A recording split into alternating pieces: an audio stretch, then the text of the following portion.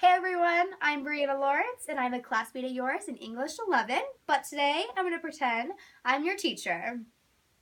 Today we are going to discuss modes, figurative language, sentence study, and word choice and why they are all super important while you write. So a mode is kind of a general term. It's a way of doing something or a method. So we have 7 different types of modes that we are going to discuss today. The first one is your argumentative. So this is simply an argument. It'll argue something, it has a claim. It'll be biased as to what they are arguing. Expository. This explains, describes, and gives you information. So this is typically the type of writing that we would receive when we were younger. A prompt would say, explain blah, blah, blah, or explain a time that you were in a bad situation. I don't know, something like that along those lines. Next is a compare and contrast. This simply compares two things. So now that we're getting closer to the election, you may see more types of writing with this compare mode, comparing Hillary Clinton and Donald Trump. Next, we have our definition. This simply defines a word or an idea, and this will all be about simply just the idea and how to define it or what it means to that writer. Descriptive. As you can see, I say describe, describe, describe. In this type of writing, you'll have a sentence like, the white 5-pound dog went jumping across the vast green grass that was 2 miles long. That described the dog, it described the green grass, and it described how long the vast way the dog had ran. Narrative. This simply tells a story, which we are all pretty familiar with. A narrative story simply will have the type of things you can look for, such as a setting, the main characters, that type of thing, the climax, when you're doing your mountain. This will technically be written in a first person, such as I or he, she. You won't really see a you technically in this. Not that it's impossible, but you don't technically see a you because it's not talking to your reader, it's talking about the characters in the story. A process. This is a how-to essay or piece of writing. This will simply write about the process of doing something or how to do it, that type of thing.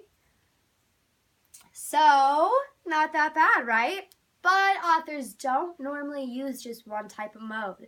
And this is because this will, if they use just one type of mode, it's a more simple type of writing.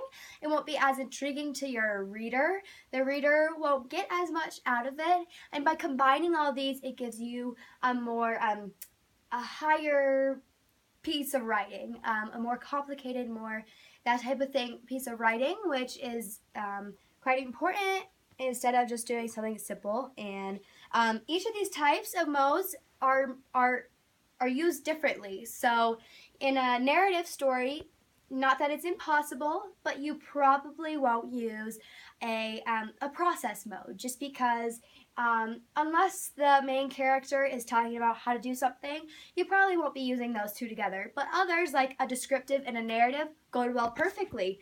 A narrative story will have a lot of description in it, that type of thing. So, yeah.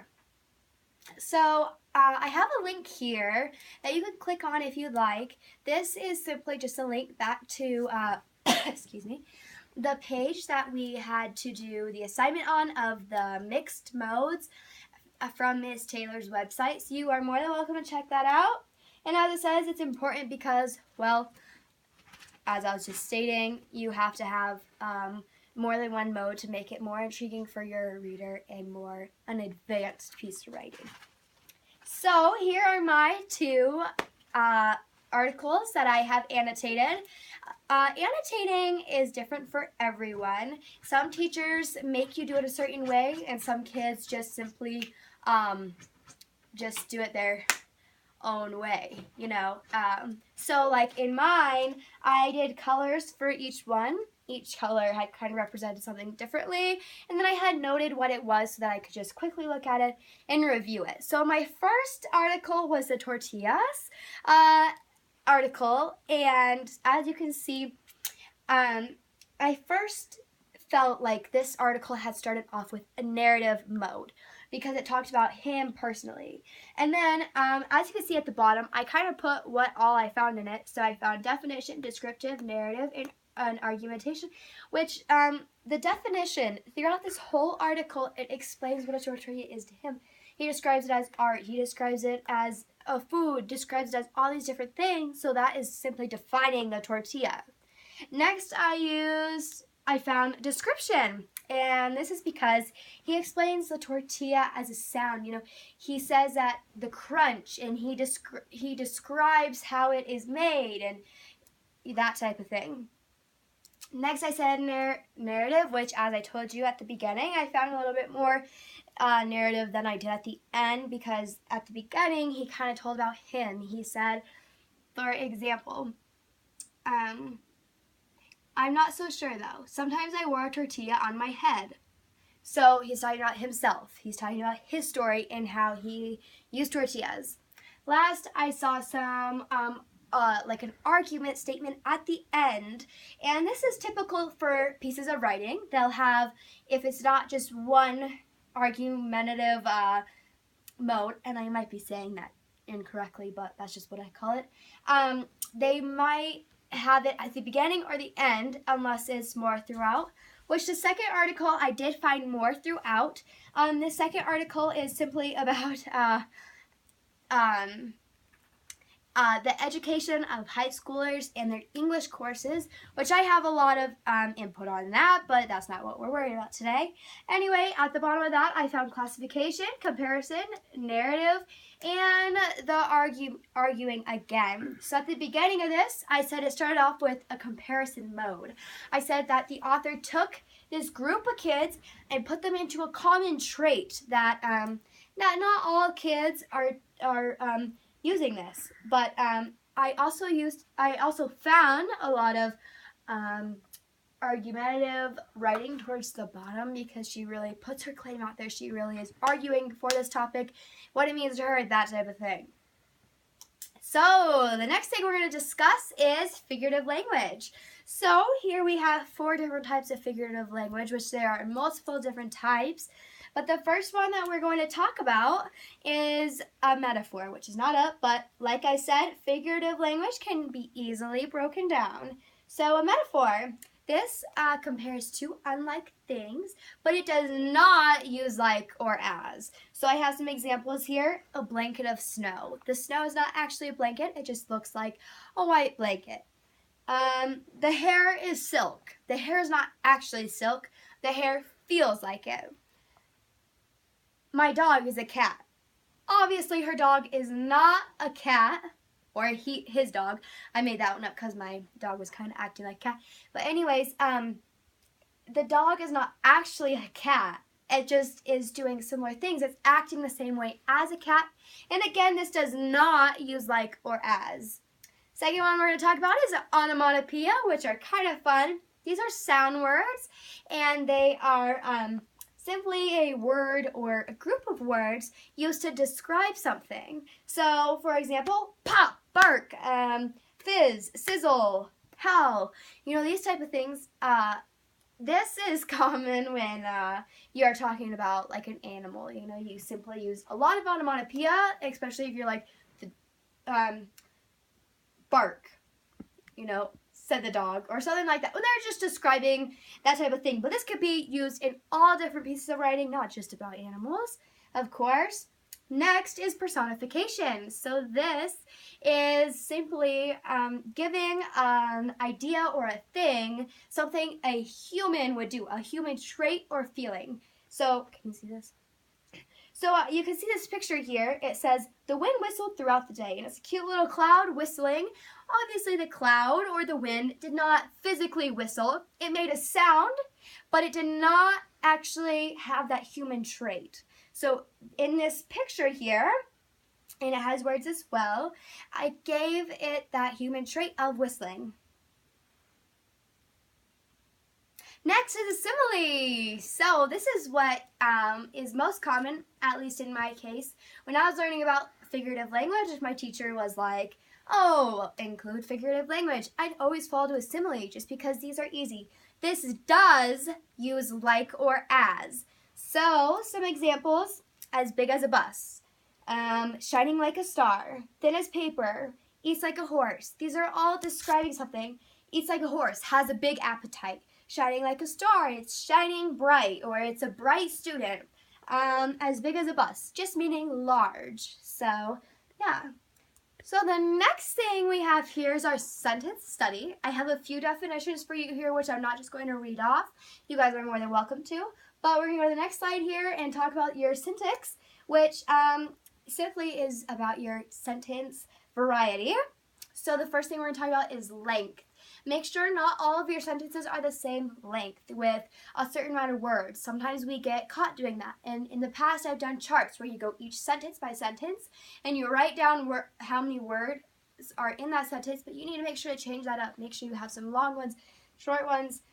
Your rhythm, again, keeping that changed up. Use some figurative language. That'll change it up for you.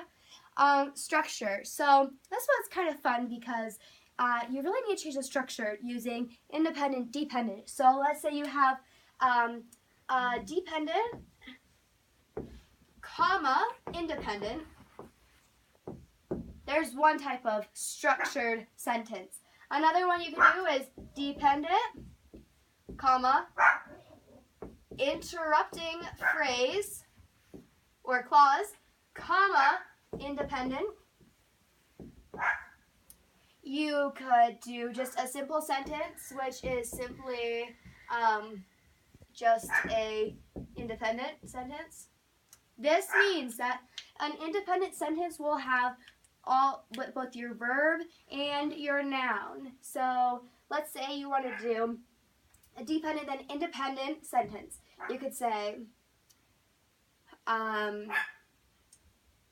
for example, comma, for example cannot be left alone. That's kind of a bad example because you can also use other situations such as our last one, punctuation, using dashes, semicolons, commas, that type of thing. But back to the dependent, independent, you could say, behind the brown building, comma, blah, blah, blah happened.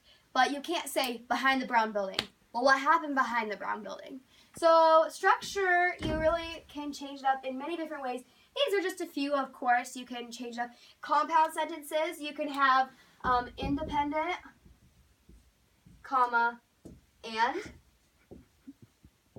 independent. Hi, Zoe. Independent. So you have two combined by your and. You could use but, yet. You could use all different sorts of things in that place, of course. So that's different types of structures. Again, as I said, punctuation, you really need to change that up. Dashes, sentences, semicolons, all that type of thing to give your reader a pause. Or like a semicolon is used to conjoin two independent sentences. So you could go independent, semicolon, independent. And this, again, gives your reader a different type. It mixes up your rhythm, your lengths of your sentences, the structure, the punctuation. This sentence right here does all these things for you, which is what you want. You want a variety in your writing. Otherwise, it gets boring, the same sentence. I like my mom. I like my dad. I like my brother. I like my dog. Boring. You could add this. When you use a semicolon, it has to be, the two independent sentences have to relate to each other. So let's say I was using that example right there. I like my dad, semicolon, I like my mom. That type of thing. So anyway, word choice. This is another important piece in your writing. If you use all simple words and it is not at a more advanced level of writing, that's okay, but you want to change words, make them bigger, make them more interesting to the reader, right? So one of your best friends will be your thesaurus, which you can put